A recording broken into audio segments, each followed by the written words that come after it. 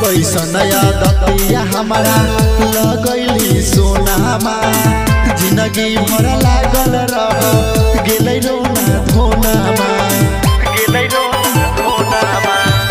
कैसन आदतिया हमारा लगैली सोनामा जिंदगी भर लागल रह गेलै रोना धोनामा।